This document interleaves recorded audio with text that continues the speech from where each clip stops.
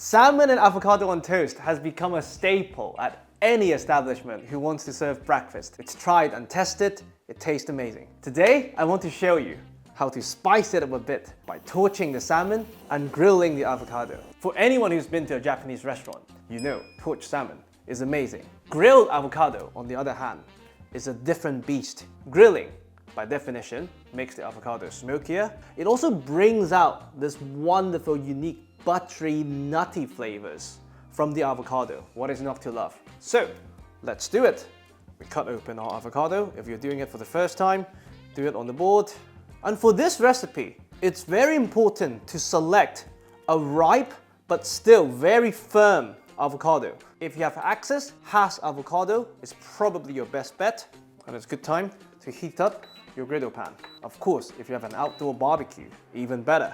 And this is one of the few occasions in life where the griddle pan is actually preferred. Most of the time, besides the aesthetics of the grill marks, it adds very little, and if anything, it takes away the surface area that's in contact with whatever you're cooking, reducing browning, reducing the Maillard reaction. Both things you want from your grilled food. But in this occasion, it's perfect because of the griddle mark. The steam generated by the grilling would have channels to escape, preventing us from overcooking the inside of the avocado, which will make it chewy and bitter. While the pan is heating up, even though this is really high in fat content, just to prevent it from sticking, we brush a thin layer of any neutral high smoke point oil on the grill side of the avocado. We also take the opportunity to season the avocado with a bit of salt. Once the pan is hot, we add the avocado. The safest way to do this, in my opinion, is that you grab a spatula, griddle side down, and you slide it. Grill side down, and you slide.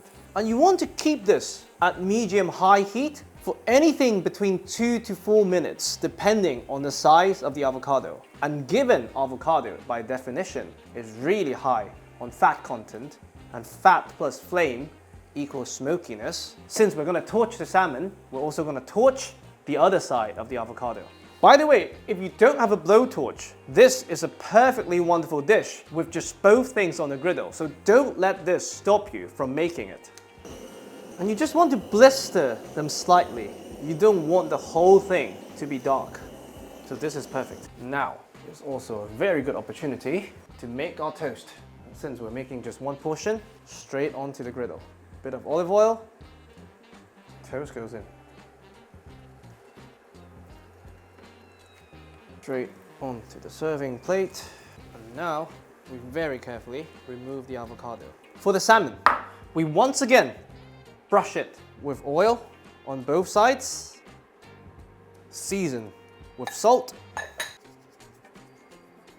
and just to make life easier, this goes on the griddle for a bit of residual heat on one side and some torch action on the other side. And like I said many times on this channel, when you torch anything, you want to aim for the fat, less so the flesh. It is the partial combustion of fat that will give you the smokiness that you desire. If you're buying this from a fishmonger, ask for the belly side of the salmon. This would give you the best result. And it's up to you how cooked or how raw you want this to be. The surface of the salmon definitely going to be cooked. I like a bit of contrasting texture, so I like to keep the medium on the raw side, and then we dice them. But if raw fish is not your thing, cook it through. Bring in some heat from the griddle.